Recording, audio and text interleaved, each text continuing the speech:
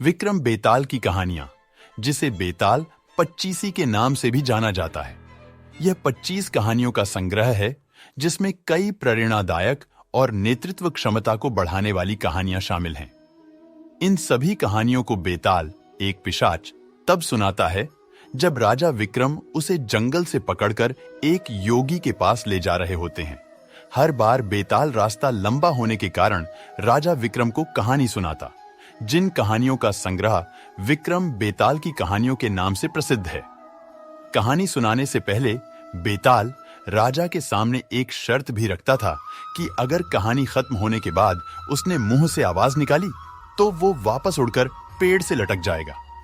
उधर जब भी बेताल कहानी सुनाकर खत्म करता तो राजा एक सवाल पूछता और कहता, राजन, अगर तुमने जवाब पता होने पर भी नहीं दिया तो मैं तुम्हारा सिर तोड़ दूंगा।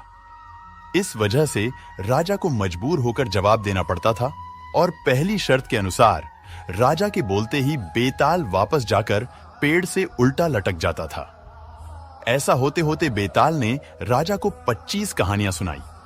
आखिर क्या था इन 25 कहानियों में और आखिरी यानी 25वीं कहानी सुनाने के बाद क्या होता है, यह जानने के लिए सुनते रहें विक्रम बेताल की सभी कहानियां।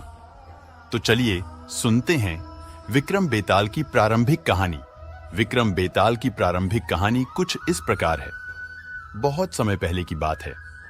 उज्जैनी नाम के राज्य में राजा विक्रमादित्य राज किया करते थे। राजा विक्रमादित्य की न्यायप्रियता, कर्तव्यनिष्ठता और दानशीलता के चर्चे पूरे देश में मशहूर थे। यही कारण था कि दूर दूर से लोग उनके दरबार में न्याय मांगने आया करते थे। राजा हर दिन अपने दरबार में लोगों की तकलीफों को सुनते और उनका निवारण किया करते थे। एक दिन की बात है, राज दरबार लगा हुआ था। तभी एक भिक्षु विक्रमादित्य के दरबार में आता है और एक फल राजा को देकर चला जाता है। राजा उस फल को कोषाध्यक्ष को दे देता है। उस दिन के बाद से हर रोज वह भिक्षु राजा के दरबार में आने लगा। उसका रोज का काम यही था कि वह राजा को फल देता और चुपचाप चला जाता।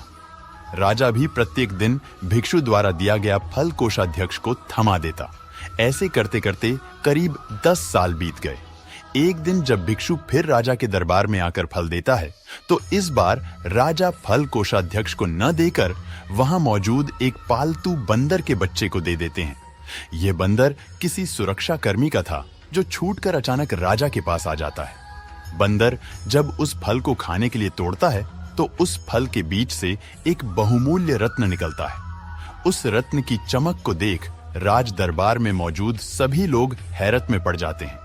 राजा भी यह नजारा देख आश्चर्य में पड़ जाता है। राजा कोषाध्यक्ष को इससे पूर्व भिक्षु द्वारा दिए गए सभी फलों के बारे में पूछता है। राजा के पूछने पर कोषाध्यक्ष बताता है कि महाराज, मैंने उन सभी फलों को राज्य कोष में सुरक्षित रखवा दिया है। मैं उन सभी फलों को अभी लेकर आता हूं। कुछ देर बाद कोषाध्यक्ष राजा को आकर बताता है कि सभी फल सड़ गल गए हैं। उनके स्थान पर बहुमूल्य रत्न बचे हुए हैं। यह सुनकर राजा बहुत खुश होता है और कोषाध्यक्ष को सारे रत्न सौंप देता है। अगली बार जब भिक्षु फल लेकर दोबारा विक्रमादित्य के दरबार पहुंचता है तो राजा कहते हैं, भिक्षु, मैं आपका फल तब तक ग्रहण नहीं करूंगा जब तक आप यह नहीं बताते कि हर दिन आप इतनी बहुमूल्य भेंट मुझे क्यों अर्पित करते हैं। राजा की यह बात सुन भिक्षु उन्हें एकांत स्थान पर चलने को कहता है। एकांत में ले जाकर भिक्षु राजा को बताता है कि मुझे मंत्र साधना करनी है और उस साधना के लिए मुझे एक वीर पुरुष की जरूरत है। चूंकि मुझे तुमसे वीर दूसरा कोई नहीं मिल सकता, इसलिए यह बहुमूल्य उपहार तुम्हें दे जाता हूं। भिक्षु की बात सुन राजा विक्रमादित्य उसकी सहायता करने का वचन देते हैं। तब भिक्षु राजा को बताता है कि अगली अमावस्या की रात को उसे पास के श्मशान आना होगा, जहां वह मंत्र साधना की तैयारी करेगा। इतना कहकर भिक्षु वहां से चला जाता है। अमावस्या का दिन आते ही राजा को भिक्षु की बात याद आती है और वह वचन के अनुसार श्मशान पहुंच जाते हैं। राजा को देख भिक्षु बहुत प्रसन्न होता है। भिक्षु कहता है, हे राजन, तुम यहां आए, मैं बहुत खुश हुआ कि तुम्हें तुम्हारा वचन याद रहा। अब यहां से पूर्व की दिशा में जाओ, वहां एक महाश्मशान मिलेगा। उस महाश्मशान में एक शीशम का विशाल वृक्ष है। उस वृक्ष पर एक मुर्दा लटका हुआ है। उस मुर्दे को तुम्हें मेरे पास लेकर आना है। भिक्षु की बात सुनकर राजा सीधे उस मुर्दे को लाने चल देता है। महाश्मशान में पहुंचने के बाद राजा को एक विशाल शीशम के पेड़ पर एक मुर्दा लटका हुआ दिखाई देता है। राजा अपनी तलवार खींचता है और पेड़ से बंधी डोर को काट देता है।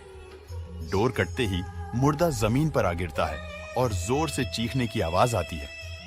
दर्द भरी चीख सुन राजा को लगता है कि शायद ये मुर्दा नहीं बल्कि कोई जिंदा इंसान है। थोड़ी देर बाद मुर्दा तेजी से हंसने लगता है और फिर पेड़ पर जाकर लटक जाता है। तो विक्रम समझ जाता है कि इस मुर्दे पर बेताल चढ़ा है। काफी कोशिश के बाद विक्रम बेताल को पेड़ से उतार अपने कंधे पर टांग लेते हैं। इस पर बेताल विक्रम से कहता है, विक्रम, मैं तेरे साहस को मान गया। तू बाढ़ा ही पराक्रमी है। मैं तेरे साथ चलता हूं, लेकिन मेरी एक शर्त है कि पूरे रास्ते में तू कुछ भी नहीं बोलेगा। विक्रम सिर हिलाकर हां में बेताल की बात मान लेता है। इसके बाद बेताल विक्रम से कहता है कि रास्ता लंबा है, इसलिए इस रास्ते को रोमांचक बनाने के लिए मैं तुझे एक कहानी सुनाता हूं। तो यह थी विस्तार से राजा विक्रम, योगी और बेताल की आरंभिक कहानी। यही से शुरू होता है बेताल पच्चीसी की 25 कहानियों का सफर, जो बेताल एक एक करके विक्रम को सुनाता है। कहानियों की इस श्रृंखला में आपको बेताल पच्चीसी की सभी कहानियां एक एक करके सुनने को मिलेंगी। आगे की बेताल पच्चीसी की 25 कहानियां सुनने के लिए चैनल को सब्सक्राइब, वीडियो को लाइक, शेयर कर दे। साथ ही बेल आइकन को भी दबा दे ताकि आने वाली वीडियो का नोटिफिकेशन सबसे पहले आपको मिले। तो चलिए मिलते हैं मजेदार और रोचक पहली कहानी के साथ अगले वीडियो में।